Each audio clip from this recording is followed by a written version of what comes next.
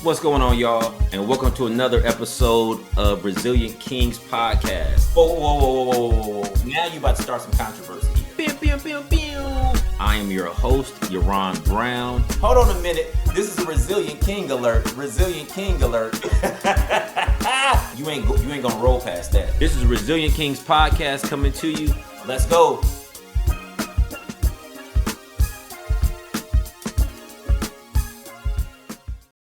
What's going on, y'all? Welcome to another episode of Resilient Kings Podcast. I'm your host, Yaron Brown. And our guest today is, I'm going to give you a whole bunch of stuff. He's an entrepreneur.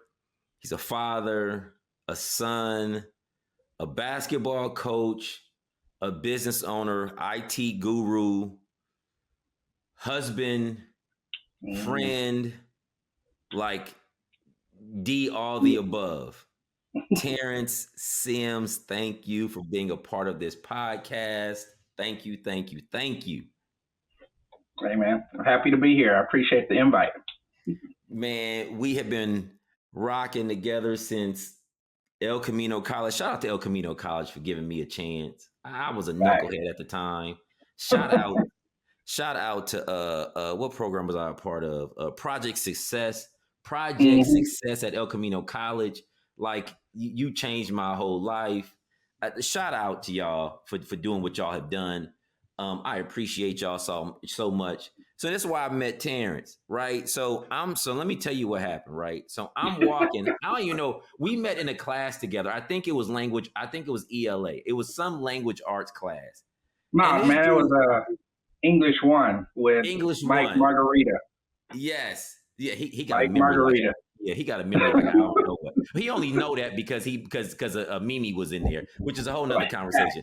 So we ain't gonna talk about that. So he only because Mimi was in there. So that's funny.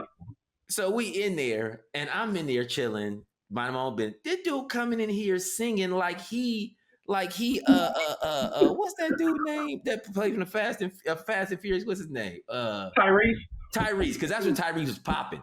He was popping back there off that Coca-Cola commercial.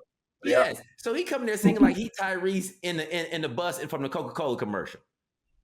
Headphones and everything. Headphones and everything. So please note that Terrance also is a singer, songwriter. And so I didn't throw those in there because I don't know if he's still doing. We're gonna get into that too. But please note that he's a songwriter, a musician, because he played the keys like crazy. And he sung. So I see, dude. So we connect, and next thing we know, we freaking frack. Even to a point to where we took a tap dance class together. I don't know what we was thinking on that one. I don't know what it was a big band tap dancing class too, which was crazy. Yeah. So it was crazy. So we learned how to do some tap dancing. He put me on. Now they don't exist anymore, but he put me on to Boston Market at the time, y'all. I don't know if you knew what Boston Market was popping on at the time, but Boston Market was something serious in California at that time. You said what? Straight down Hawthorne Boulevard. That's it. So yeah. So Terrance Sims, man, this is a blessing. So let's get into it. So we went to El Camino College together. That's the mid part of the story. What's the beginning? Well, beginning is tough. I mean, you see all the titles that you gave, but they all come from, I don't want to say humble beginnings, but they come from survival, so to speak. Grew up, initial part of my family had both parents in the home. Not that I remember much of that, because shortly after, like maybe 3 or 4 years old, I can remember being in various foster homes because Pops came back from Vietnam, completely different person, addicted to, the painkillers, and then it kind of spiraled into other type of drugs and stuff. So he was in and out of home, and then the mom, she got caught up in the same situation. Because of his addiction, she felt like she needed to be a part of his life, and it kind of got bad. So I ended up getting taken from them, and that was kind of the last I seen for them for a while. So it was just foster home after foster home. I was in Pasadena for a while. I was in Altadena. I came all the way as far as up at San Jose, back down to Watts, Compton. So it was just a bunch of foster homes.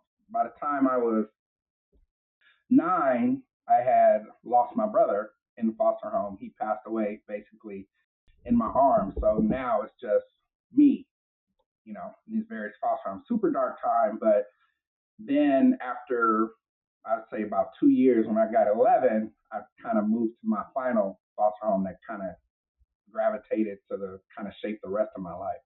So that one was in Compton, right around the corner from Centennial, because that's where I finished my my early years in that particular foster home.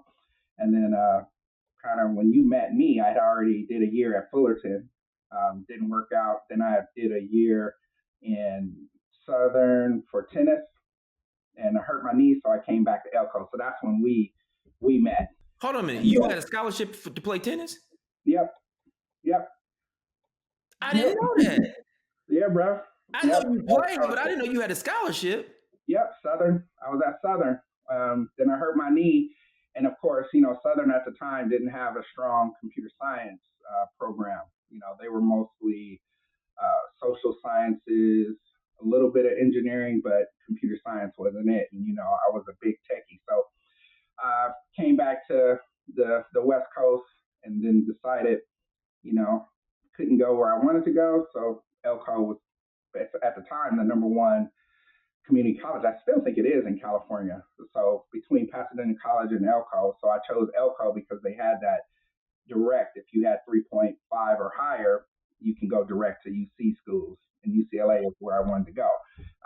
And like you said, shout out to Project Success. It was also shout out to the ESOP program up there, and Counselor Romero. I can't, her name was Catherine, and she was super awesome in guiding and making sure you had the time management and all the courses, and make sure you stayed on top of what you needed to get to the next level. So she was instrumental in making sure that I stayed on par and got my grades up. So that's kind of what happened before. And there's a lot of different people that impacted me along the way. But we can dive into that if you want to. Man, so shout out to Westside Compton, Hub City Stand Up. Shout out. That's it. Shout out to Centennial High School. Yep. Right. So so don't believe the hype that Centennial, Compton College do not produce great people. Right. Let me don't believe the hype about Compton, because Compton produces some great people. Shout out to Hub City. Please believe it. Right. If you live off of Central, Central, stand up. If you live anywhere off of West Indigo, where my grandmom used to stay, stand up. Stand up. It's the West Side, man. Yes. So that's where we, because I think I came to Georgia, and that's when at the time, that's when you were around that time you was having your first child. Yep. That situation was from the tap dancing class. Thanks a bunch. You blaming me for that? You blaming me? I don't know why we took that class, man. So that's when I met Tyler's mom in that tap dancing class. So that kind of that relationship was the fact that Mimi, my wife now, I was like super friend zoned. Like there was friend zone and very slim possibility of next level stuff. You saw we argued like brothers and sisters in there, and just going back and forth. When I had a bad day, whenever she was smiling, I was having a bad day because she was smiling and wasn't smiling for me. You know what I mean? So I ended up just trying to like abstain from relationships, trying to say, you know what, I know she's the one, I'm gonna wait. But that tap dancing class was persistence. She was like, oh, you want to do this, you want to do that, and then there was another relationship in there too, but she was more persistent and like, you know, I had never asked a girl out prior to Mimi. So every relationship I have, it was more like, hey, you want to get together? And they were like, I just whatever, just did whatever because I wasn't really invested, you know. And she happened to be the person I wasn't invested in, you know. But she was adamant, like, hey, you're the person for me. And you know, when they talking that sweet talk, you sometimes you fall prey to it. You know, you want one thing, you know, you telling them your hopes and dreams, and they're catering what they do to those dreams. Like, oh, you want a family, and you know, you want a successful career, and you want to own some things, you know. So she played on that a little bit, and we ended up having a child after we kind of separated. So that's where Tyler comes from. And at the same time as that was when I found out she was pregnant, Mimi comes around and was like, hey, you know, what it do, you know? So that kind of created some weird situation in there. So, but you know, God be the glory that it turned out well and been kind of, you know, married almost 24 years now. So I It's been think that I think long? 20, yeah, bro. May 26th. You was there at the day. I You was know. there. Yeah. Yep. So let's go back a minute, right? Yep. So you young, you finally get to your final destination, as we can say, as far as transitioning from home to home. Yep. What was your saving grace that allowed you to stay whatever course it was that you were on? Because you were focused. When I met you, you were focused. Like you changed, like you, even though I was still doing some wild stuff, you like you were helping to keep me focused, right? So Terrance don't know this, but he was definitely my big brother at El Camino College. Like he showed me what growing like what I needed to do if I wanted to grow up. Like he was that guy. So what like and I knew some of your background, but didn't know to what degree it existed for you. And you didn't seem like I knew you had some bad days. We talked about it sometimes, but I didn't know the history behind it until we got older. How did you how did you do it? I mean, I don't even know how other question to ask it. How did you do it? Because some other people, many other people could not have seen what you've seen and been through what you've been through and could live to tell the tale that you're telling now. Yeah. I mean, I not to joke, but I told my wife, I said, I never thought I would even be 25, 30, now close to 50. Like that wasn't a possibility for me. Right. So what you saw is like every day meant something. Right. That's basically what it was. Every day meant something like, hey, and you say I did a lot of things because I wanted to experience a lot of things because I didn't necessarily know, you know, I'm Compton, California or Watts. Like I've seen people like die in my arms. I've seen people get shot right next to me. Like I've seen some things that are like you don't you don't you don't necessarily think you're going to make it out of it because you're so in it. You know, I wasn't in gangs, but I had friends who were in gangs, right? So if I'm hanging out with them, I could have been a casualty just because they're my friends. You know, and my brother, my foster brother at the time, he was a big gang member. Like if I was driving with him, you know, I could have been hit for whatever reason, you know. So it was it was just being thankful for every day I had. You know, I don't want to say I was super spiritual. Back then, I wasn't, right? It was more like I had survived a lot growing up. Let me just enjoy the day. If I wanted to learn how to play the piano, I learned it. If I wanted to start singing, I sang. If I wanted to play tennis, where Centennial at the time didn't have a tennis team, I'm going to find a way to play tennis. That's kind of how it was. Like, hey, I don't know what's going to happen next. I don't know what's going to go on, but I know today I want to do this and I want to do it to the best of my ability. You know, same with basketball. We played. I wasn't the greatest because I was short. You met me when I was tall, but as a senior in high school, I was 5'6", and Centennial was ranked in basketball. So it wasn't like I was going to play with them. So that's when tennis came up. Like, oh, at least I could play tennis. There's a lot of short people. At the time was Andre Agassi, Michael Chang. Those were short guys. So I was like, oh, if they could do it, I could do it. And sure enough, I watched them play tennis on TV. I got a racket from my foster mom, grabbed some balls from somebody around the corner, and I went to school and I hit at 6 a.m. before school started every day, knocking them all over the place on the roof until I could figure out how to swing. And then when I felt how to swing, throw them up, felt how to serve. And then I was like, oh, Centennial have a team. Let me talk to the teachers of whoever had any tennis experience if they could help start a team. And that's what I did because I wanted to play. And then sure enough, 4 years later, I had the ability to get a scholarship to Southern. So that was just sheer determination. It was single-minded, focused. I already had decent grades, so I wasn't worried about that. It's just I wanted to play tennis. So this is, and so again, so I want y'all to understand something, right? No matter who's on this podcast, I want you to understand something. Everybody that has been on here drops jewels and they talk about it like it's nothing. Same thing that Terrance just did. He talking about it like it's nothing.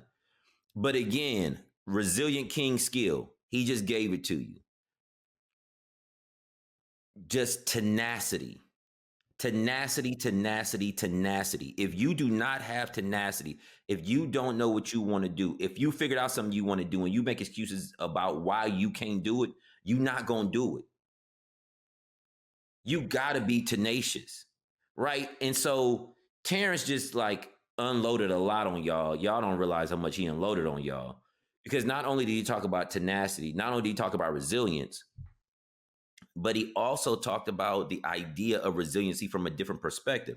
We always talk about resiliency from a just plowing through something, right? But he also talked about the idea of unlearning something, right? He unlearned some stuff from his community and decided to do something different. And so are you willing? Resiliency is also about unlearning. So he dropping some resilient king skills on y'all that y'all need to write down, re-listen to, whatever you need to do. Play it back again so you can hear what he's saying to you. Because I'm telling you, like this whole thing. I wish I had that. Beer. I'm gonna try and see if I can get that eventually. That like that. Yeah, the little sound effect. Yeah, when you say something when you say something that's crazy. So you do that. Because you had your son at how old?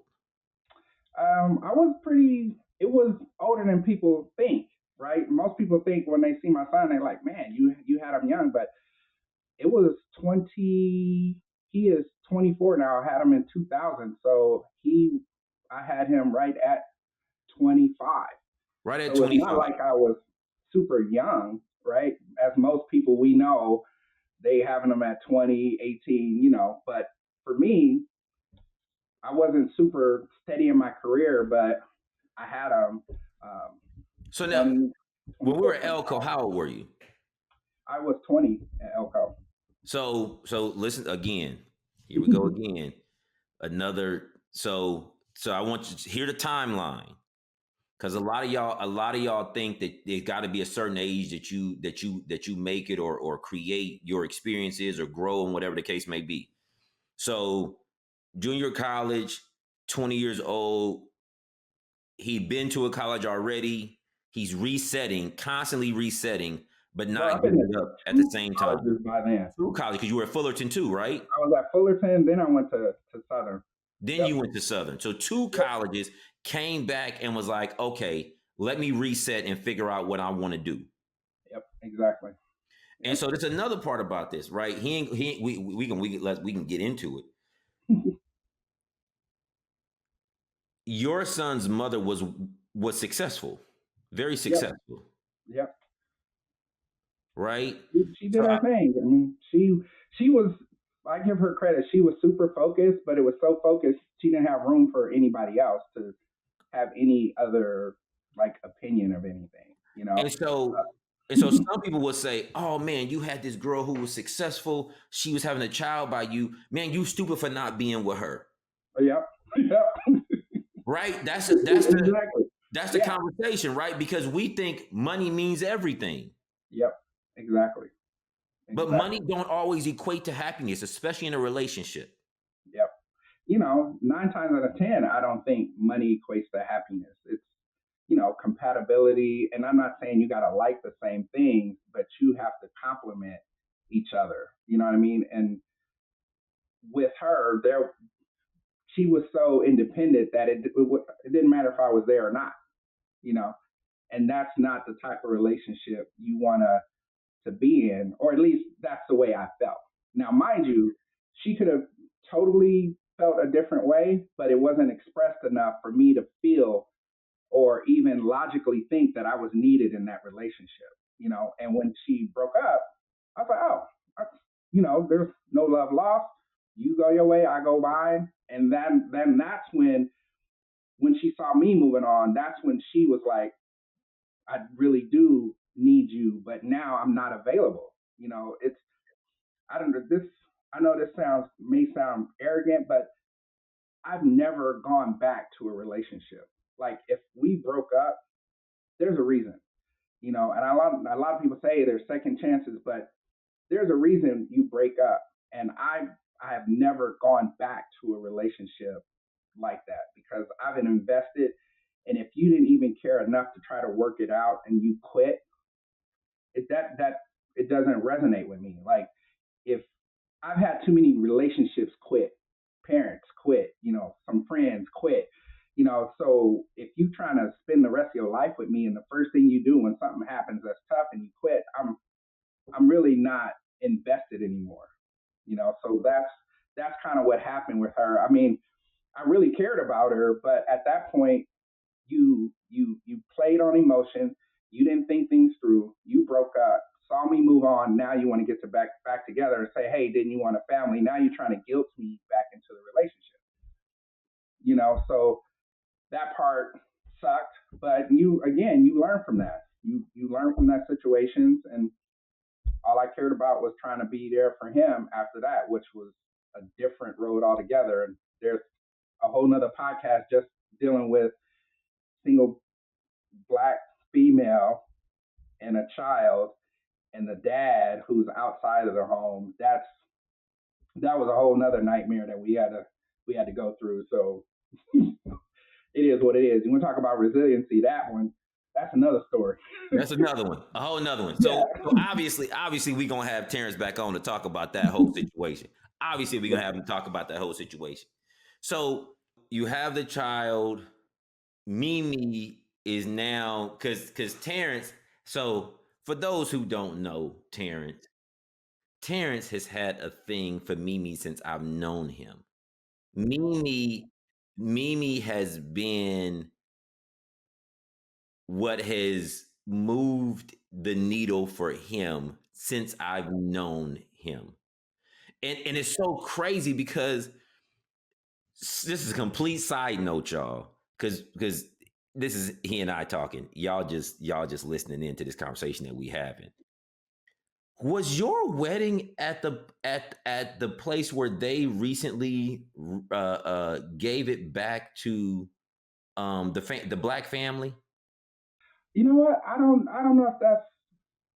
I know it was in Redondo. It was in Palos Verdes, the Wayfarer Chapel. It's a glass chapel. I think they.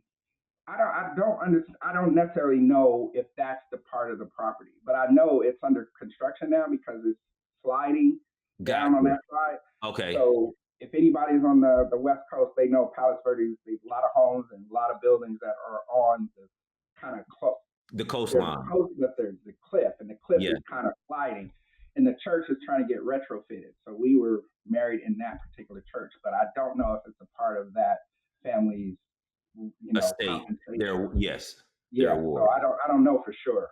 Okay. I But thought it it was was further north from there, but it might be. yes, You it know. was a beautiful Yeah. wedding. Just so you know. It was a beautiful Yep. wedding.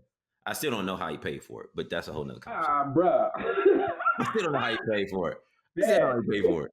You know, we gave up a lot to sacrifice to do that, but that's in anything. You know, we made a commitment. We was like, all right, the dresses, and mind you, I had to pay for some of the tuxes too. You were probably the only responsible dude and my best man that paid for the tuxes. Everybody else like, hey, T, can I get a, you know what I mean? Like, so I had to help out with that type of situation, but it was, I mean, it was blessed that everybody showed up, and then the reception, some people showed up that didn't RSVP. So every meal that was extra came out of our pocket. When we left that that venue at the Embassy Suites, and you know where all the food and stuff was, we left with like a $4,500 bill because more people showed up than was supposed to. So before we left for our honeymoon, we had to break bread because people showed up.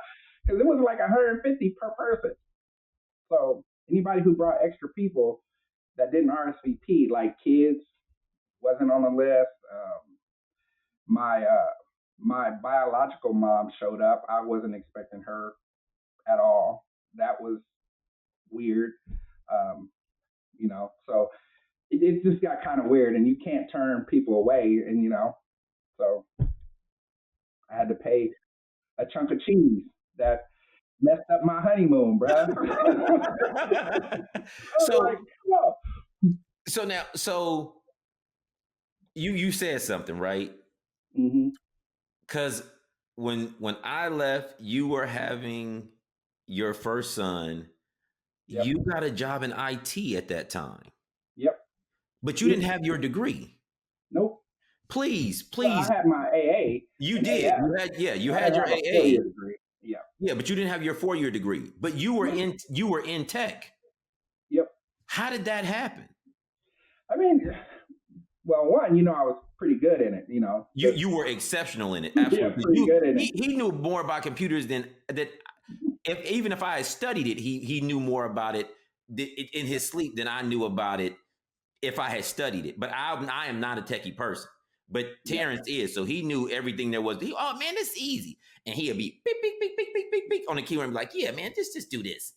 Yeah, exactly. So, and again, like you saw at Elko, I worked in multiple labs at Elko. So I worked specifically in the IT department. So I learned the cabling and the networking, how to deal with Active Directory, making sure permissions were all right. And then I also did the computer lab where people used to come in. So that allowed me to deal with the hands-on approach, like, hey, you're having this issue, how to approach the psychology of an individual with a machine they don't understand. You know, they're always blaming the machine. It's like, hey, the machine is going to do whatever you tell it to do.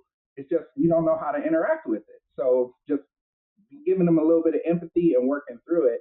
And then my first gig, professional, was in a company called Goldmine. And they were in Pacific Palisades. So I had to, and at the time, you know, at the beginning of Elko, I didn't even have a car. So, you know, it was like, hey, catch that bus, get up at 3 a.m., catch a bus, multiple buses from Compton, California to go all the way to Pacific Palisades, which is right before Malibu. That's a long way on the bus. So I would get up at 3 just to be at a job at 7. That's, you know, so, but early in the morning, I can get to these buses, I could study, like everything was just made it easier to do what I need to do. I just had to get up. So I got there and it kind of took off. You know, first 3 months promoted, another 6 months promoted because of the stuff I learned at Elko, how to interact with networks, how to deal with clients. So, and back then, when you know computers, you didn't necessarily need a full degree.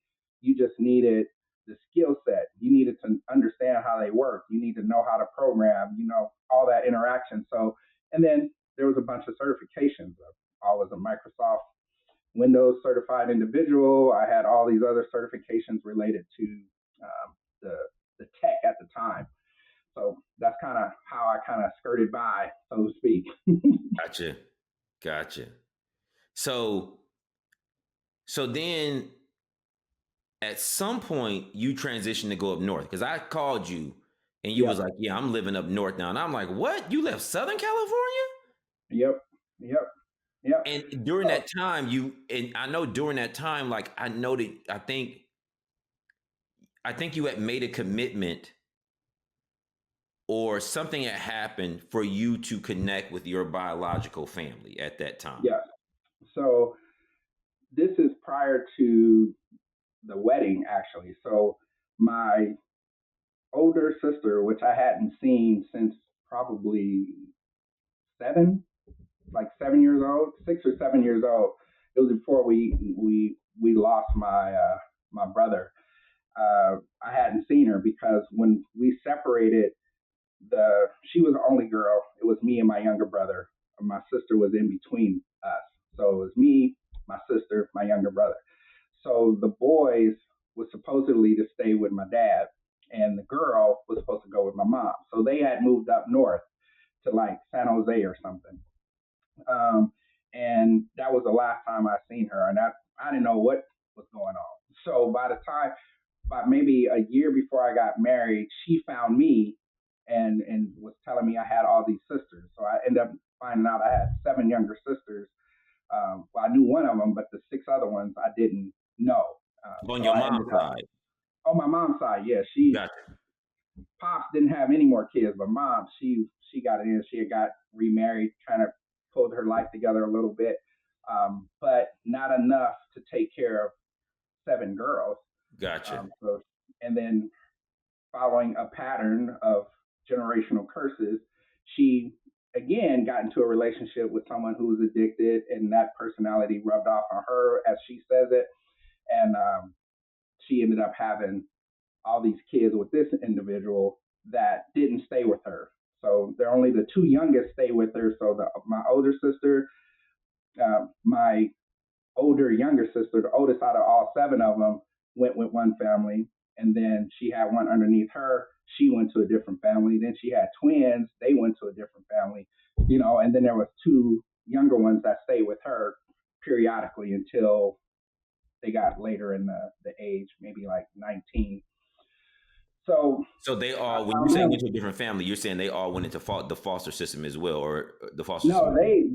they actually were picked up by family. They were in the Oh, they were foster picked up by system, but family. they were Oh, picked okay. up by family on his side, not my mom's side, because Gotcha. we didn't Okay. really have much at that point on her side. So none that could take care of that many kids, I should say. Okay. Okay. So yeah, so when then mom's comes back into the picture, and a little bit after I got married, biological pops come back into the picture. What was So that like? bro, you want to talking about? I mean, both of them coming in there right when I'm starting like my full family was a slap in the face, kind of, because we always pray like, hey, we want our family together. I prayed that I was gonna be a great dad and make sure we stay together, blah blah blah. And I started off on the wrong foot with having Tyler outside of, the relationship I really wanted. So I had a lot of growing up to do, and it speaks to resiliency because it took a while to chase my wife. That's really the only woman I actually chased to say I wanted to be with you, and I was making changes to try to be a better person. Because when you grow up in survival mode, you automatically build up resiliency. Like that's you cannot survive without you can't without persevering, without saying, you know what, I'm not gonna let this environment stop me from being who I want to be. And that's what I had to do. And with marriage, like when I first got married, it was a struggle bus, bro.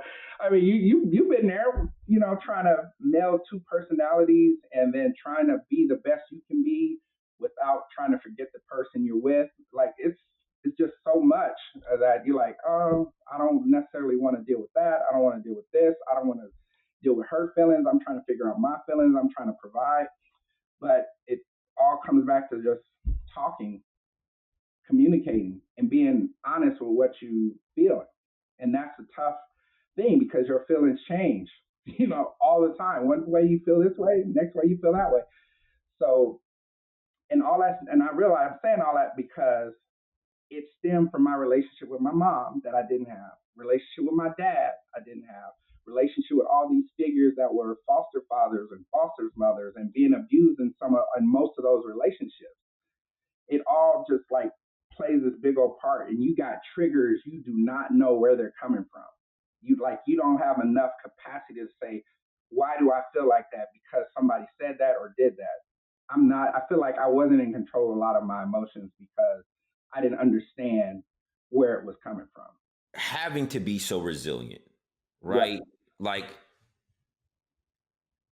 your resiliency wasn't a normal resiliency. It was a resiliency for survival, exactly. Yep. right? How did that like overcompensation for that resiliency like play out in the marriage? Was it like I'm not taking in stuff, like I'm gonna do me because I know I need to survive and I know how to survive, and this is what I've been doing the whole time, and ain't nobody changing that? Was it Yep. like what was it like? How did it show up? Man, it showed up like typical male hubris. Like Okay. when something ain't going right, we blow up, right? Because we're Okay. not, we take it, take it, take it. In survival mode, you don't deal with the fact that you don't have an outlet. Like you don't blow steam off. You just keep grinding, right? Okay. But at some point, when you're in a relationship, like at some point you got to find a peace, right? And when I was initially married, nothing was peaceful. Mm. Maybe that first honeymoon, but when we Yeah. got back and reality started to hit, And you life know, started life. life start life and like, hey, why don't you clean up this way? Why don't you do this way? Why don't you do this that way? Why aren't you doing this? Or where are you spending money here? And like all these, I didn't have to be responsible for somebody else's finances, right? It was just, all right, I know how much I spend on here. I know what I need to do there. This is how much I save. I ain't worried about nothing. But when two becomes one and the spending habits are different and the cleaning habits are different, and someone who's never lived by themselves, my wife, coming into someone who's lived by themselves Who've been and independent for years, been, actually. yeah, been independent and survival mode. Like, hey, if I didn't have money for something, bro, that was just rice and beans or bread Yeah. sandwich. You know what I'm saying? You one meal a day type of thing. And she like, nah, I need to eat 3 times. You know what I'm saying? I like, hey, check Like this that's out. like I want some normal stuff. Like, yeah, Yeah, people eat yeah, consistently. yeah. Yeah. People eat consistently, and so that was a big thing to navigate. And the fact that we had Tyler, Tyler wasn't her kid. So that was a little cantankerous. Like when I had to pick him up, and then bringing him over, making sure she felt comfortable. And the first few years of marriage was tough. That's probably the most difficult portion of any part of my life. At that point, it got tougher later, but that's neither. That we'll probably talk about that later. But that bringing two together and realizing I'm treating her based off of my trauma, and she's treating me off of her trauma or bad relationship she's had. It was tough to navigate without being open about it. So we had to be open. We had to literally say how we felt without eggshells and walking on it. And like, hey, are you not gonna like me if I tell you this? If you're not gonna like me if I feel this way. We had to be comfortable with the bad side of who we are. Like, there's some bad things going on. There's some things that I don't fully understand, and when I blow up, I'm blowing up because I don't understand how I'm feeling or why I'm feeling it in a way that's conducive to a healthy relationship. So the beginning of it was that, like, why does her not cleaning up making me feel so flustered? You know, like if she don't know how to clean up and I do, why don't I just clean up? Like Man, listen logically. here. I'm not so please so I'm not even gonna hit the button. I'm not even gonna call it Resilient King skills. Y'all just need to replay that whole part again. Like 3 or 4 times. He dropped so many jewels. He talked about so many different things. It is so much packed in what Terrance just expressed. Y'all don't Mhm. even, if y'all don't listen to it, y'all crazy. Just straight up and down. I don't even know what to tell you. Y'all crazy. Because what he just said about being in a relationship and talking about trauma and talking about expectations that are set that nobody knows about in a relationship. Yep. Like, you got to listen to it again. So what pulled you out of that? What pulled you out of that? So not even what pulled you out. Let me take a step back. You obviously knew you were blowing up. You knew something needed to change. You knew Yep. that you guys had to have tough conversations. How did Yep. you navigate will you still like me if I tell you this? Or like, how did you know that internally, like she wasn't going to run and you weren't going to run? How did you know?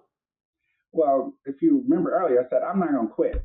So I literally said, hey, you're going to have to take it or leave it. This is how, this is how I'm going to be. And we made a couple like agreements, not physical contracts, but just to each other. One of them was, hey, I said, if we get married, there's no mention of the D word. Like, and I told her, I said, and just like I told you, I said, I've never been back to a relationship. So if you decide you want to quit, that's going to be it for me. Like I straight up told her that it's going to be it for me. So if you ever bring up that word and it comes to fruition, that's gonna be the end of it. So that it was a commitment to that portion of it. Mind you, I made a bunch of mistakes in a relationship, a ton of them. But we stayed to that commitment, like, hey, we're not going to divorce. The second one was, if you do want to be with anybody else and you love and blah blah blah, just let me know and we can go our ways. That was another thing. And then the third thing was, I needed therapy. She's a therapist, right? Dr. MJ is a therapist. She's a licensed marriage and family therapist. Shout out to Dr. MJ. Shout out to Dr. MJ. And that was also one of the agreements why it took me so long to get my degree, was because when we got married, she just graduated from her 4-year and she wanted to go into master's. And I was like, okay, well, let's agree to say, hey, you focus on school. I'm at a point in my career where I don't necessarily need a degree to do what I need to do right now, and I'm making pretty good cheese. So you focus on getting your degree.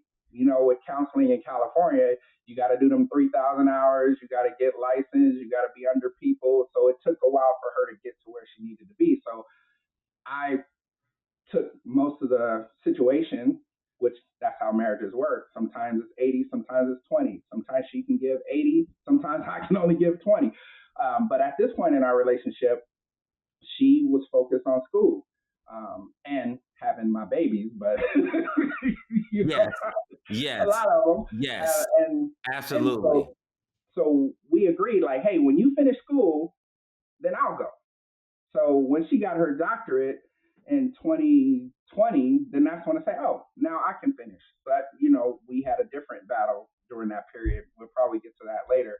But it was therapy that pulled me out of that stuff, and it wasn't, no, hey, let me come and just talk to somebody. It was deep finding, it was church counseling. It was the psychological, the psychiatry. Like it was a full deep dive into what made me tick. Like, bro, we at one point we were like, hey, you know what? Our friends are in this church. We're gonna go to Memphis to help start a church. Bro, I went to Memphis. We went to Memphis and just to visit. Bro, I got triggered by the homes that were out there. It had me a flashback of the way I grew up, like memories that were just popping up that I thought was like regressed. Yeah, they just popped up, man.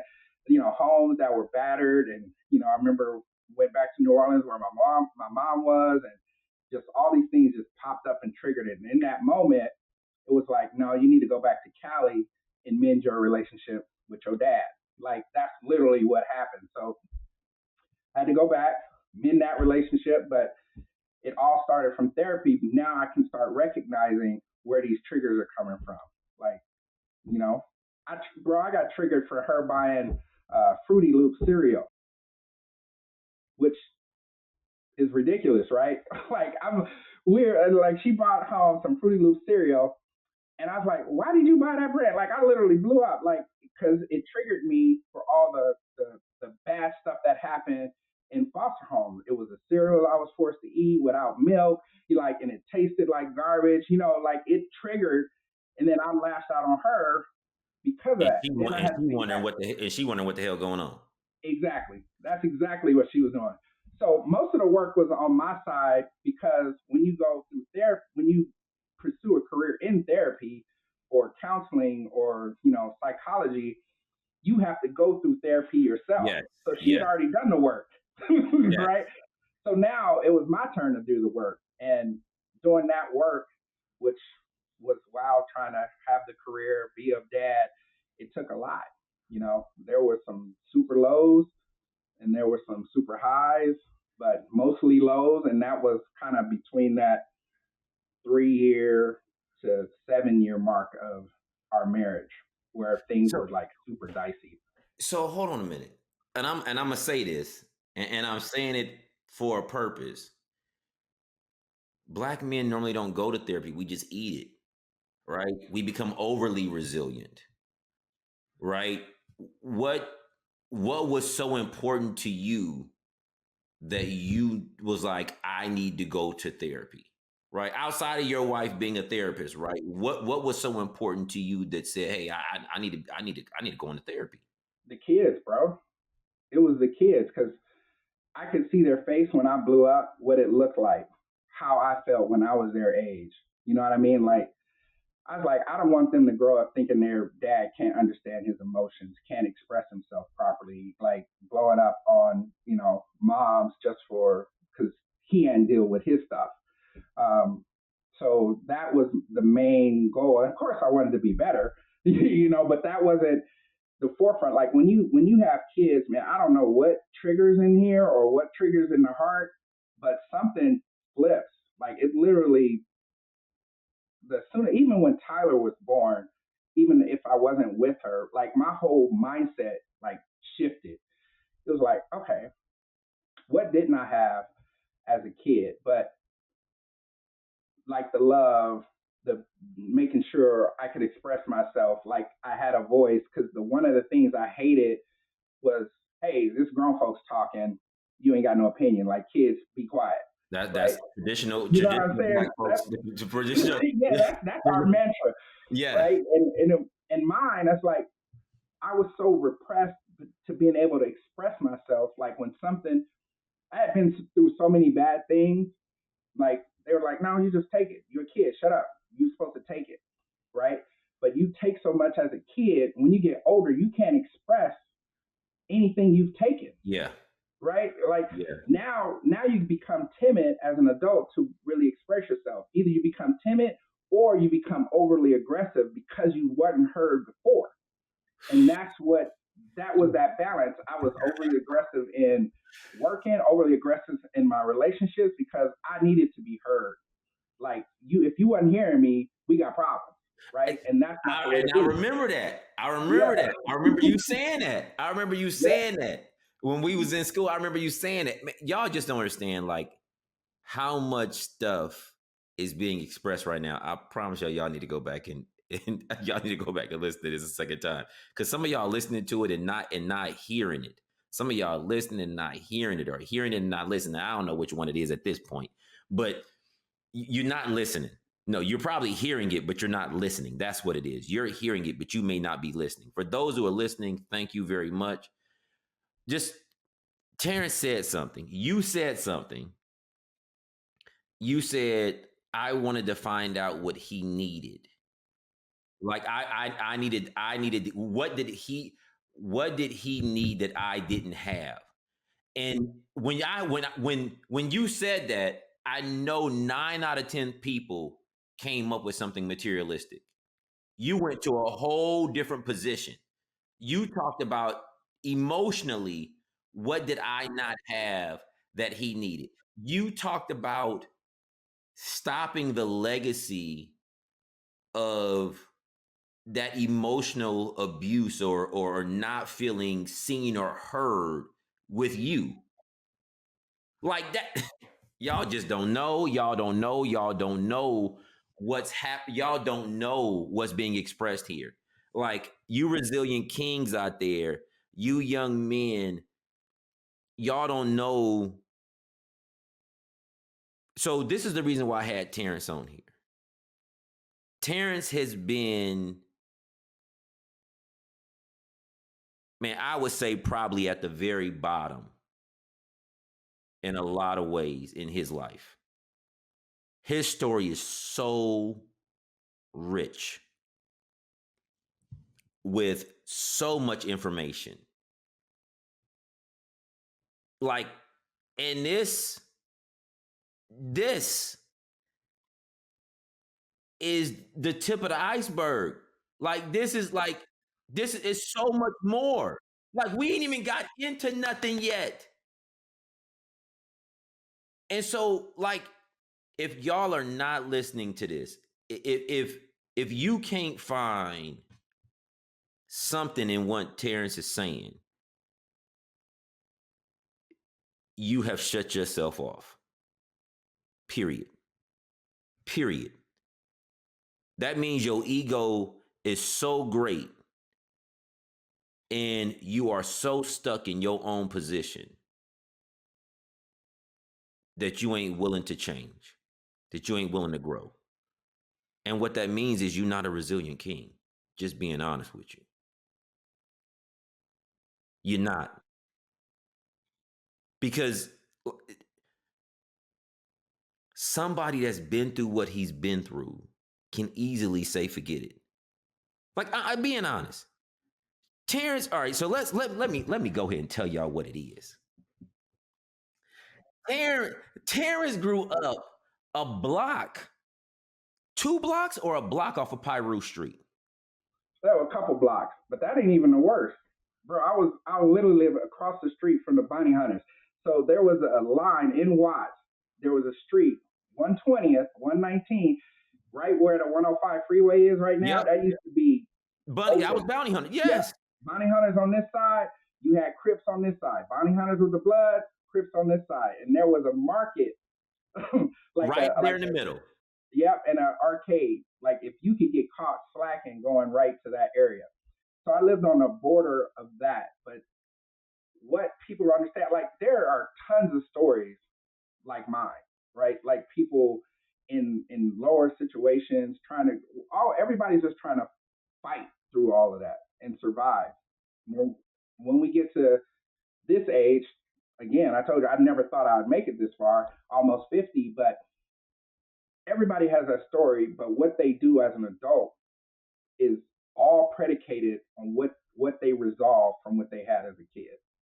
I didn't believe in a lot of that when I was coming up, but bro, I am telling you, you see so much of yourself in these kids that you're like, nah, I can't let them go through that situation. You know, I can't let them not have a voice. I can't not let them know that they're not loved or that I'm not going to be here to provide for them. Like, everybody has that. I mean, yours wasn't perfect growing up either. I mean, we don't want to compare, but everybody has some kind of thing. Everybody has some kind of trauma that's shaping who they are, but it may not be for the positive. We have to figure out, as you say, as resilient kings, resiliency also is a lot of strength, but sometimes you got to look at the weakness. You know what I mean? Like, the weakness in yourself to, like, you know what? I don't want that to be something that defines me. And not expressing my emotions in a proper way to my wife, to my kids, to my friends, that was a weakness for me. Like, oh, if I can tell you, Ron, like, bro, that ain't cool. If I'm gonna hold my words to people that I care about, and I can't approach you respectfully and say, bro, that ain't even a cool way to do things. What kind of dude am I to you, and let you keep going down a crappy road? You know, if I'm your boy, and we ain't talked a while, but if you tell me something you going through, and I'm like, hey man, you need to step back a little bit, check this out, let's talk about this before you do something stupid. You know, that's how it is. But we are so prideful, especially black men, like, we don't think we need help. We don't think we need help from anybody. And we need the most help because we are under so much stress from society in general, bro. Like, the world, everybody talk about, hey, the women, the Me Too movement, but guys, we can't express ourselves. We get ridiculed for when we try to be a gentleman. Like, bro, the other day, I'm just trying to be a regular dude, hold the door open. What you want? From a chick. I was like, I'm just being my genuine self. I open doors for women. I If someone's having a problem at the register and they got no money and I got some, I'm gonna pay for it because I have that empathy because of everything I went through. Life ain't always peaches and cream. So if you got a little bit in you to help somebody else, help them. That's that's all it is, man. Because we all come from crappy stuff. It's what it is. I don't like, and again, you always seen a smile on my face. If you know me in Elko, did I tell you that I was going through some crazy stuff back then? Came to No, school, did my no, thing. no. So I came to the house. I remember coming to the house and you jumped on the piano and was playing and singing. I was like, what exactly, bro. is I mean, going on here? you gotta roll with it, and like I wish we would stay more in contact when I was going through the adult stuff because the kid stuff is so minuscule compared to what you have to deal with as an adult. Yeah. But the minuscule kid stuff builds a foundation of what the adult stuff Adult is, stuff is. Yep. so it just gets poured on top. And now that I'm an adult and I'm dealing with, finances, with raising kids, now I got a daughter who's got a boyfriend, 14. I'm like, bruh. When did this Yeah, happen? exactly. That's a whole other story. So that's another thing. Like I wasn't feeling, but it's pretty cool. So just navigating all this stuff, having four boys and finally a baby girl, and it's a lot, man. So just people realizing we got to deal with the stuff we don't think is there, and we trying to forget is there. Like all the bad relationships I'm in before my dad passed, I'm in the relationship with him. And it was a lot of me just forgiving and not trying to say, why'd you do this? Why'd you do that? Like he had a lot of stuff going on, and the same thing with moms. Like, why'd There's you do this? there's some Why'd you history do this? there. There's always history there because they were children too at one point in time. Exactly, bro. And finding out about their lives and what they had to go through, it puts in perspective. Like, if we keep holding on to stuff that we're holding against people when they deal with their situations, we're just going to repeat the same thing. Yeah. Because you're You know? creating a legacy. If somebody Yeah, doesn't stop it, a legacy is being created. yeah. And people think legacy, oh, it's only good things. No, legacy can be bad. Yes. Yes. It can be bad. Yes. Yes. So and most people call it a generational curse, but I'm not big into the curses because a curse is something you really can't change without spiritual intervention. And I believe, I do believe in my spiritual growth, but I also believe that God puts people in your life to get you through things. So I'm a firm believer of that. And all the miracles I've seen in my life have been from people. They are God has placed people in my life to help me get through, the, all the death related in my family, the death of my son, the death of my mom, all happened within the last 18 months. Like there's been churches put in my life, people coming out of the woodwork, helping me start the foundation that we started for my son. Like all of that has been nurtured relationships and divine timing for me. You know, I hate to get super spiritual. Well, I guess I don't mind because that's who I am. But that is that is the struggle and that is the growth. Realizing our weaknesses will help us be stronger if we pay attention to them and not sweep them under the rug. You know, and again, that's part of being resilient. Like, are you going to let a weakness define you your entire life? You know what I mean? Is that going to be, oh, I don't want to deal with that because it's too painful? Mind you, digging all this stuff up was super painful. It's probably, yeah, it's super painful because you realize how inadequate you are. It's a lot different from imposter syndrome. It's a lot different from the lack of. being emotionally unavailable to realize you are hurt. Damn. You know what I mean? Yeah. Because you want to sweep it under. We don't, like, bro, if physically, like, if you are an athlete and you can't bench 200, people looking at you crazy. Yeah. But what about the emotional impact that you can't express your unhappiness because you're afraid to hurt somebody's feeling or you're afraid to look soft? That's the same type of situation. Like, men are not just their physical manifestation of strength, right? You cannot be a provider if you don't understand where your weaknesses are. You cannot be a father if you don't understand what your lack of is. How can you raise another kid?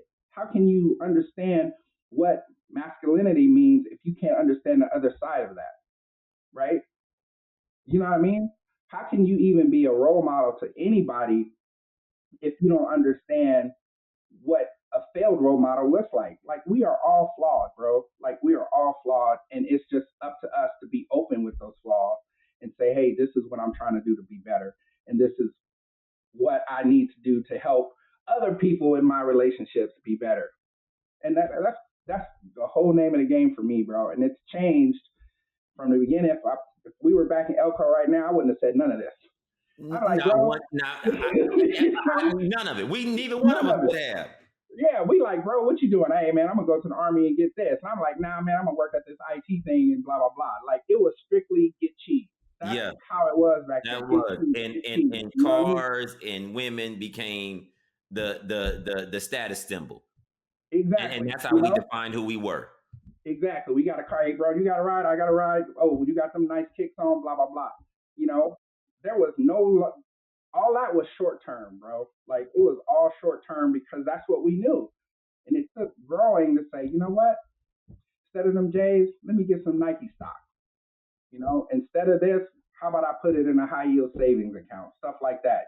Like, that's the particular growth pattern. And it's also, you have your financial growth, you have your physical growth, you have your spiritual growth, and now you have your emotional growth. You got to be a whole person. And back then was not whole. No. We were broken up. We were broken up. We didn't even know the rest of that stuff. We just knew one part of us. Exactly. And that wasn't even the whole part. And that's what it is, man. That's why I don't put my beginning as such a major impact. The only impact is the stuff you've been through to heal from it. So when people say, hey, man, how'd you grow up and like that? I was like, bro, it was survival. It was survival mode. And now I don't have to survive anymore. Now I can do something different. Exactly. People talk about the Maslow law, like there's needs, their hierarchy of needs. Yes. The need back then was survival. I had to figure out where my food was coming from. I had to make sure, I could be clothed and had shelter. That was it. Those three things. That was it. All I focused on, and when I got to Elko, it's like, oh, now I can think about the next portion of my life. Yeah. Where I want to work. Who do I want to be with? Because I had the first three knocked down. Right? Yeah. So that's the growth. And when I got to the next level, now it's self-actualization. Who am I as a person? Right? Because you're in college, you think you know. You don't know. You have no idea. Until you get hit in the mouth. Yep. Until you get hit in the mouth with a bad relationship, unexpected child. Like, I was getting hit in the mouth. And how I responded to getting hit in the mouth defined who I was as a man. Right? Like, oh, I had a baby. I'm a big man on campus now. I'm a dad. I'm a father. No, you just a dude who had a baby right now. That's exactly who I was at that point. You know what I mean? I didn't know how to be a dad. I had no positive role models for how to be a dad. So how I'm gonna be a father and a dad? I'm just a dude who had a baby. That's exactly what I was when I had my oldest son. A dude who had a baby. And when we realize that, that's when we can change, right? As soon as you have a baby, don't make you a father. It don't make you a dad. It just makes you a dude with a baby. Man, I had to learn how to care for somebody unconditionally. with no self-preservation in that. Like, how do you do that? Like, that's how I had to be a dad. Like, that's when you start being a dad. You sacrifice your good because this person is defenseless. This person is weak. This person has no idea what's in store for them. But if I'm selfish and be like, nah, let her do all the work. Let her, that's her thing. That wasn't me. That wasn't me. I'm telling you, as soon as I had him, it switched. It made me realize I'm just a dude who just had a baby. How do I be a father? And that's when I had the reflection, um, going to counseling, how it felt. Talked to first counseling session. All I did was talk about my dad. How he wasn't there for me, how I never felt loved in any relationship, how, I never expressed myself, even in the relationship with Tyler's mom. I never expressed that I was unhappy about something. I just said, whatever happened, happened. If she was happy, everything was fine. I'm over here miserable. You know what I mean? Like, and that was like, that was the one point where, because I was in that therapy session, should I go back to Siobhan and have a relationship just for the child? That's how much I was willing to sacrifice for my son. But then the counselor, she was like, check this out. That is not how relationships work. That is not a long-term success story for the growth of Tyler. Because that's all I was talking about in that session was, I just want to be a dad. I just want to make sure I'm the best father I could be because, and then she was like, well, unpack that stuff. And that's when all the tears come about being abandoned. And, I told her my most profound memory of my dad is being pulled out of the house by the police. And they're saying, hey, if you don't give yourself up, we're going to take your kids. Right. And the only thing I saw of him was his butt hopping over the back fence, running away. So that was the last time I saw my dad before we mended our relationship. So having that imprinted in your brain of your father, so scared of what he had to go through that he gave up on being a dad. So that abandonment, and that mom's is nowhere in the picture. So how do you unpack that and realize you don't want to make the same mistake? I don't want it to get difficult where I have to make a choice and metaphorically I'm the one running over the fence. So that was I got to be a better person to be a better father, to learn how to be a dad. That first session was where it started for me to trying to flip and understand the emotional stuff associated with all my triggers, that whatever I could find. So that's a mouthful, but that's where the flip changed for me. So obviously a lot more. Obviously you've been through a lot more. Yep. You talked about your father passing away. You talked about having 4 boys and a girl. You talked about your mother passing away, and you talked about your son passing away. Yep. That's a lot. That's a lot. Bro, right? In 13-month, 18-month period. 18-month period of time. Yep. So how do you gonna get into all of that, but how do you take care of your mental health? Bro, one day at a time. I mean, self-care is self. Like, I mean, it's hard to explain self-care because self-care doesn't come just from you thinking you're taking care of yourself. It's your community, your people who are supporting you to help you through that. Because when you are going through so much loss and grief, you don't even know who you are or where you are, or like it's this big fuzzy place, you know. It's just it's super difficult to explain that self-care doesn't come from just you, right? You have to have a support system behind it. Bro, there is no way possible. When I lost my mom in February of 2023, she was in New Orleans, and my son was admitted into the ICU, the pediatric ICU, at the 2 weeks before she passed.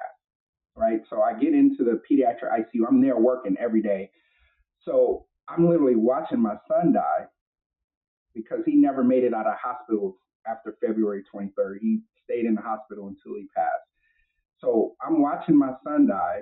My mom has passed. I'm fighting for my son's life, and I can't attend my mom's funeral in New Orleans. So that's the grief of not being able to say my goodbyes to my mom, trying to be there for my son, and just getting into the fact that you can't do that by yourself. Like that right there, that moment made me realize that I am not enough alone. There's people say self-care. I don't think there's any such thing as self-care. I know it's a big term, but I'm speaking for just my experience. If you have self-care, that means you have nobody to support because you feel like you can do it by yourself. There is no possible way that anybody can deal with grief alone. And that means you have to find better help or get to a counselor or a psychologist or psychiatric help. It is almost impossible to do that kind of thing alone, you know. So mind you, I tried to do it alone. I don't want to. My wife was in her doctorate program at the time, and I'm like, okay, I'm working in the hospital. I'm here. I'm doing everything I can, bro. Come the day of her funeral, I wake up. It was a Sunday. That's when her funeral was. I wake up 7 in the morning. I have a stroke that same day. I don't remember from 7 to 12 of that Sunday. My wife took me to the doctor. They said I had a TIA stroke. So that short-term memory loss, I think, is related to the grief or not being able to say goodbye to my mom. I don't physically know what's going on, but I had a stroke that day when her funeral services was going on. And mind you, I take a month off of work for the leave, but I'm still not grieving. I'm still in the hospital fighting for my son's life. I'm there every day trying to make sure he's good. You trying to compartmentalize stuff. Compartmentalize. So no time to grieve for my mom. Had a stroke. No time to heal from the stroke because now I'm fighting for my son's life. Prayer, family, friends, and everything. And we had a stroke in there, a stroke of luck in there where we thought he was going to come home. And as soon as we tried to, take the tube out and have him breathe on alone, didn't go well. So we had to put it back in. So April comes, I spend my 48th birthday in the ICU trying to hope for a miracle. And come May 8th, he passed. He passes away, So what's tough about that passing away is the amount of relief I felt, bro. A relief. And people, this kind of hurt me for a while. Like, why would I feel so much relief? Like a burden was lifted. So emotionally, I was a wreck. Like, why am I relieved that he's gone? Big time pain. Like, why am I relieved? But and I had to unpack that because I felt like a crappy dad. But I knew how much he wasn't himself at this point of the battle. He was a great basketball player. He played from when he was 5 up until 12 when we got the diagnosis. Everybody loved him. He making big shots in middle school and all this other stuff. And to see him go from this strapping, full of life individual to losing the loss of his legs, couldn't feel anything from his waist down, loss of his right arm. And, I go back through all the stuff that he did, bro. He was literally in the hospital doing calculus so he can make sure he still kept his grades up. I'm not thinking about calculus if I'm trying to fight for my life. So the things that he did during that, and for me to feel the relief that he's not in all this pain, but the fact that he's gone, it was this weird spot. And self-care was nowhere in my vocabulary at that point because there was no self. right? There was nothing for me to care about at that time because I had lost. I'm losing. Like I'm in a double L right now. Mom gone. I'm having a stroke. Now I'm losing my son. And right when I think things are starting to get back on the up and up, my dad dies. So all of that, I couldn't. There was no option for self care. I went back into what I knew most, which was survival mode. And that survival mode, the only way I got out of that is because my wife was by my side. And then my other kids were right there. And then my church family was right there. And then friends are calling, checking on me. Like I needed all that because self, at that point, there's no self. You literally lose who you are and you need people to bring you back, and I just, self-care for me, yeah, sure, hey, let me take a mental break or let me go to the movies, but ultimately you need people who's been through something to help you, support you through something, right? Like, are you gonna ask for financial assistance from somebody who's broke? No. You know what I mean? I can't I cannot fathom helping someone through something if I haven't been through it or have a extreme amount of empathy to be able to place those feelings and those of the raw emotions. Like if you don't have the heart to do that, you're gonna sound phony. You're gonna sound fake. And someone who's going through that stuff, they're gonna sniff that out just like that. You know, because a lot of people said, hey man, how you doing? It get better with time, bro. No, it ain't. I know that's the Exactly. worst shit in the world to hear.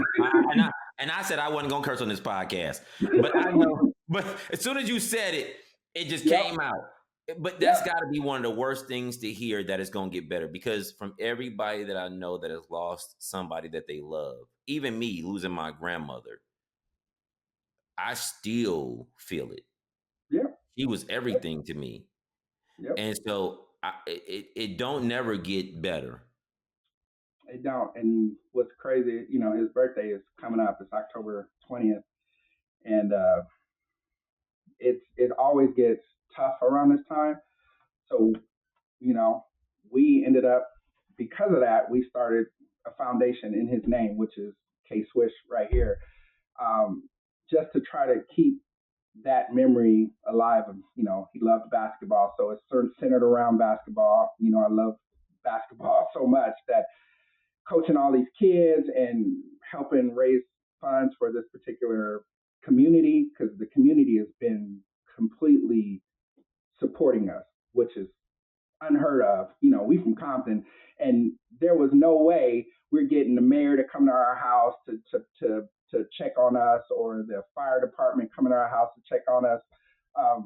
They, when we were going through the battle, they paraded him around the city on the fire trucks. Like I've never felt so much of a community till I came to this particular city, which you're not getting that in Compton, LA, Paramount. No, I don't know any city that has the individual thing where it has this small time feel where you actually felt that the community cared. Like, man, we had so much food brought to the house, but again, I know this topic was self care. I just don't believe the full feeling of self care, because it's hard to care about yourself when you can't feel at the moment.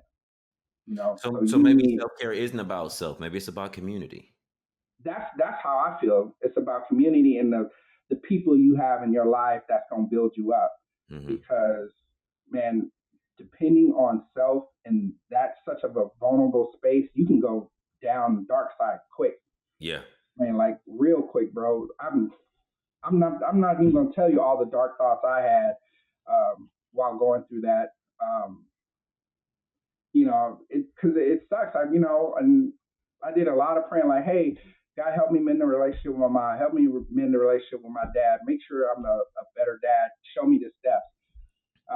I wanted to be more empathetic to people in situations, and everything that I brought from people in my life have built that type of empathy. but Yeah. it's so much pain behind building up that empathy. Like, I wouldn't have asked for empathy if I had to go through all this.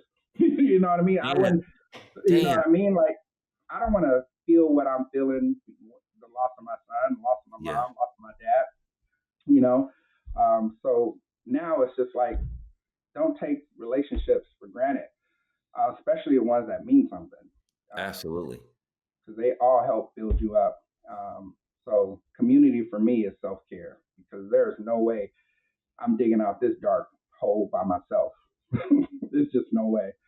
There's no way. Not without my wife, not without my kids, not without my church family, not with my friends and, people who called and checked up on me, and not with that condescending, hey, how you doing? I'm praying for the family. Like, no, sometimes you can get on the phone and I say nothing. Yeah. Just, And just long just be there. just be there. Mm-hmm. Ish, who was the best man at my wedding, he just flew up and stayed for a while. I was like, we didn't talk about nothing. We didn't do nothing. We didn't have to go out and have food. We just chilled, and he just let me be in that, and he made sure I was good for a few days. So that's how I did self-care, was community, and what's great about it is I didn't have to actively ask people to, hey, can you be with me? Or, hey, can I just talk? They just, community just came forward, like, bro, we know you're hurting.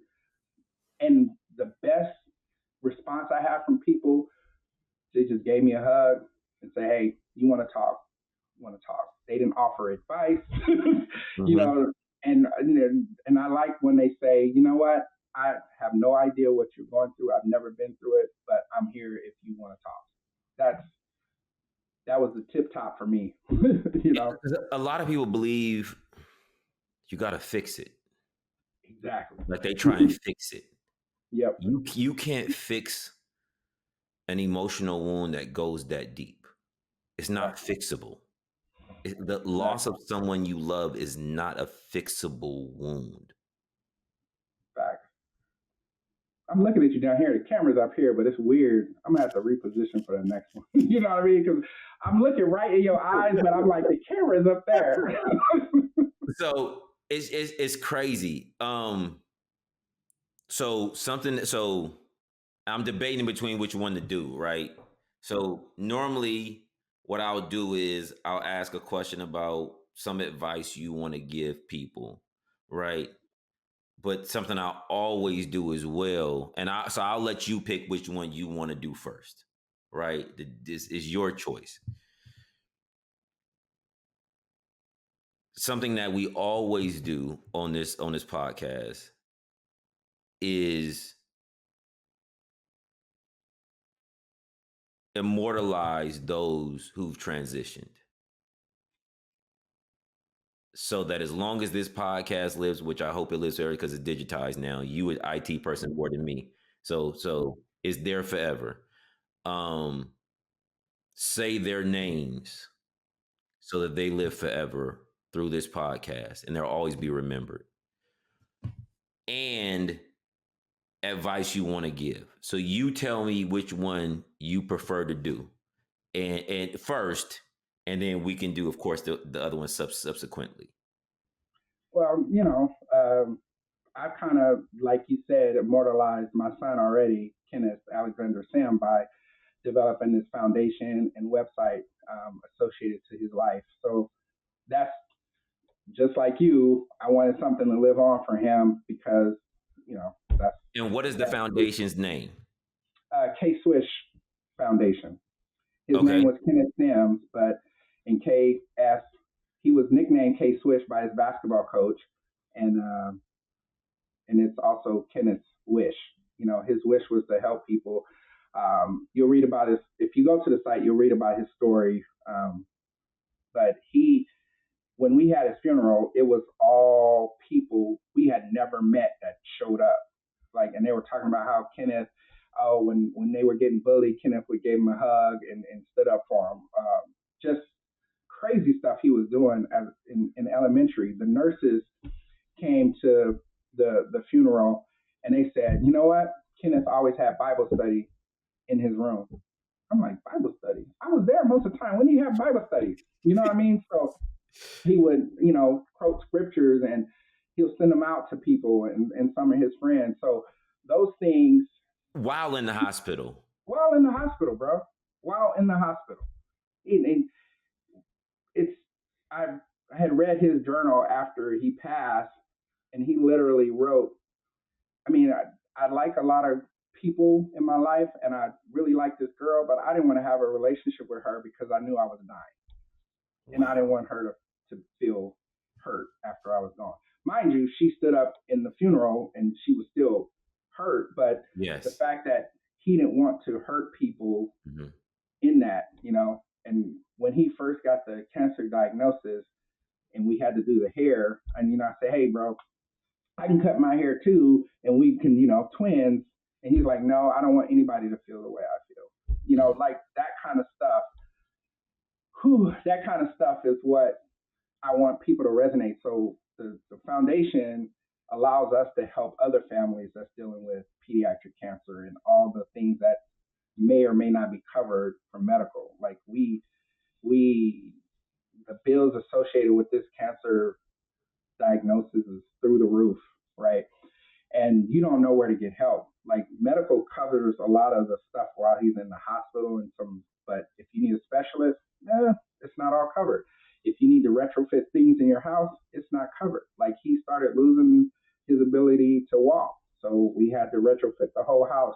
We had to widen, doorways. We had to, take doors off so he can fit through. We had to change the bed and get it motorized. Like a lot of that stuff wasn't covered. And we didn't know where to get help from. So that is why we kind of built a foundation. Anybody else who's going through that, they can go there and see the resources. They can petition for help from the foundation. So we can, again, foster that community because, again, it's hard doing this stuff alone. It's super hard. So that's why that foundation. So I'd love to bring Kenneth Alexander Sims, that's his name, passed at 17. My dad, God bless his soul, he tried to do better in his life, which was painful. That's another piece that's super painful, bro. My dad had gotten remarried, right? And now he had this family where he was always there. So Terry Vincent Sims turned out to be an excellent dad, but just not to me. So I've told my siblings from this marriage that I envied them because they got the best of my dad and I didn't. That was super, super painful. Yeah. But I was in a place where I could admit how painful that was without holding any grudges against him or them for having that relationship. So, and I told him before he passed, which luckily I was able to not have the same situation with my mom. But I was able to tell him, I say, man, I'm proud of the man you became. You want to talk about a resilient king, bruh. He's been through it, but he stood in the gap for these kids that did not have any idea what a dad looked like. And they didn't even have any idea what a big brother looked like. So they not only did they get a dad, they got a big brother that showed them, hey, this is what you need to get to do and get into a UC school. I helped, the second oldest girl get into UC Davis. I helped the oldest girl finish her master's at USC. So being able to be a better big brother, he was able to be a better dad before he passed. And that's the ultimate triumph for him. And I wish my mom, God rest her soul, that she would have not died with her victim mentality. It's like, oh, woe is me, nobody loves me. Like, you place so much negativity on being loved that it was difficult to love her. I mean, I loved her, but I couldn't grow past that mentality because anybody could succumb to being, oh, woe is me. Yeah. Like, what's after that? Yeah. Right? Why would you want to sit in that and not grow? So Debutante Davis. That's my mom's name. So those are my three right now. That's gone. So I'm gonna go outside. I'm not gonna ask you what you want to give to. I'm not because something just is sitting with me that I need to say. You took on this journey to show your kids something different, to be better than, for your kids to have more than you had from an emotional standpoint. Hearing you talk about Kenny and his impact, job well done, brother. I appreciate that, man. Job I well definitely done. appreciate that. Whew, I was trying not to be too tearful. I think I did a good job, but it's tough. I'm probably gonna go in the corner in a little bit, but Look. I already got tears in my eyes because I just know that journey you were going through.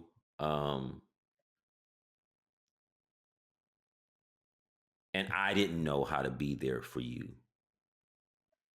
I didn't know what to do.